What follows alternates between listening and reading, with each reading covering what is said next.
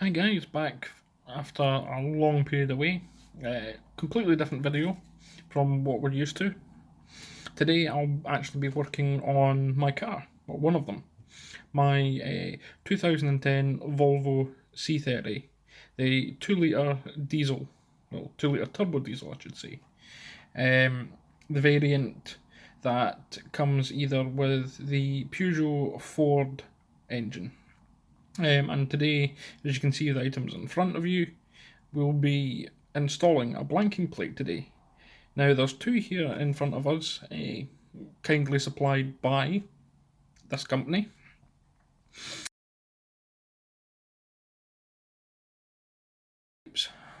One that you can actually take the plate off completely and have that on if you just want, or the one where you can keep the EGR on and slide this in, hence the two cuts at that shape. Now, the idea of this one is so that you can keep the EGR piping on the car and just blank it, so it's almost a stealth conversion, really. Now, the reason for me wanting to get rid of the EGR is obviously it's pre-burn air, and it's sucking in the exhaust pretty much. All the rubbish air that we don't really want in a car.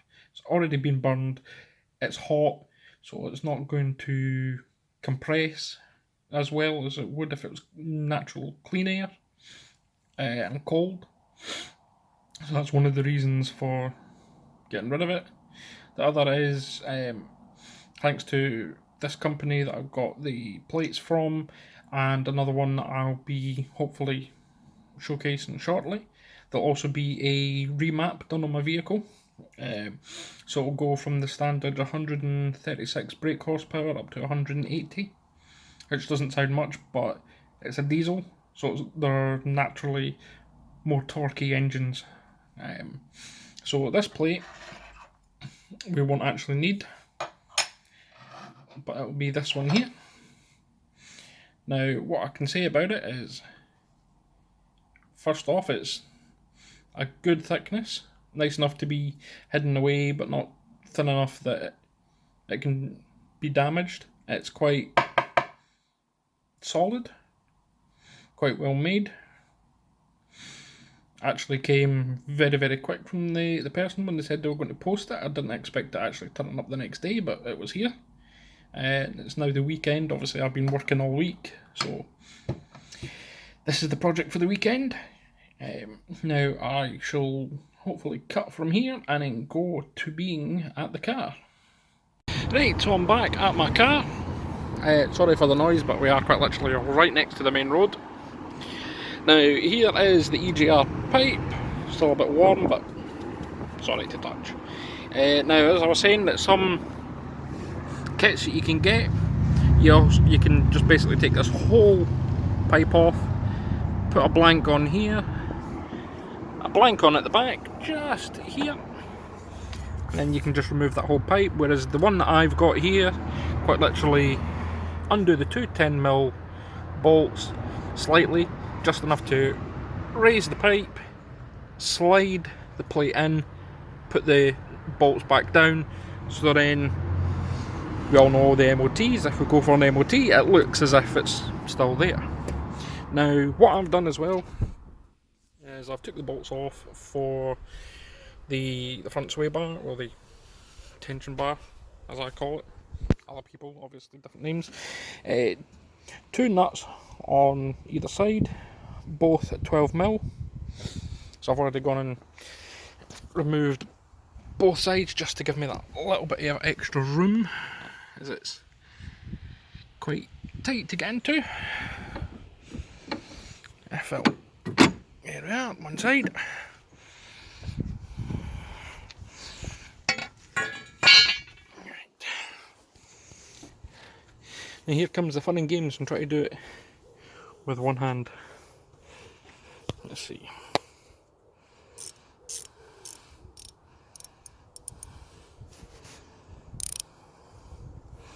That's tight. There we are. That's taken it off. There we are.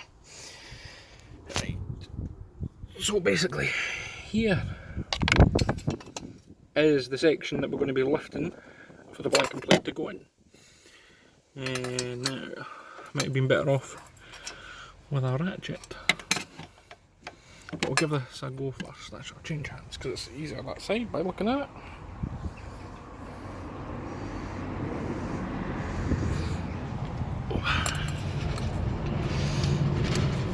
Let's see if I can get in here.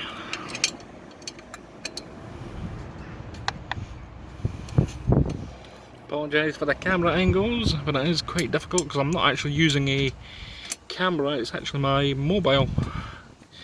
Because for some reason I cannot actually find the camera. Yeah, so I might be better off getting a ratchet for this.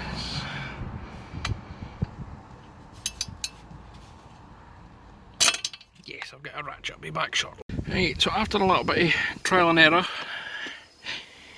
this one unfortunately the cuts need to come down maybe a millimetre, maybe a millimetre and a half, if that. Unfortunately that's all it is that's stopping it, so I've had to go with the other one. So I've had to take the bolts out. Sadly the end down there was rounding, so I can't get that off, so I'm having to fiddle around with this. And just have to line them up properly, get it straight, and then put the bolts in. I don't know if we'll be able to see it around the other side.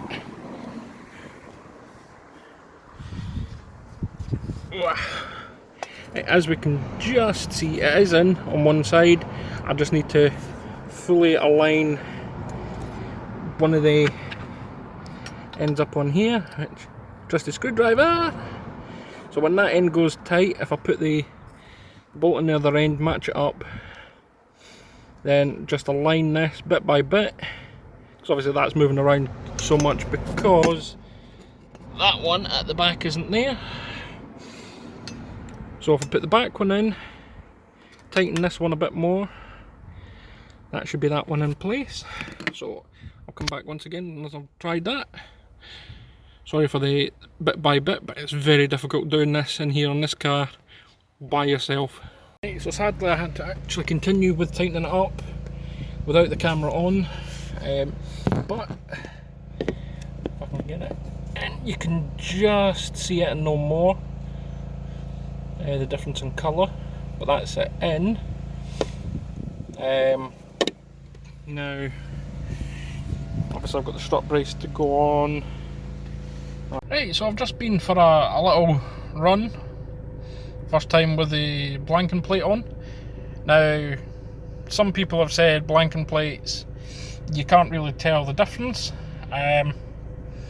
Well, yeah, this seems a lot more responsive with the blanking plate there, which is kind of what I was expecting in a way, because like I say, it's getting continuous cold air that can compress more, it compresses more, you get a bit more air in.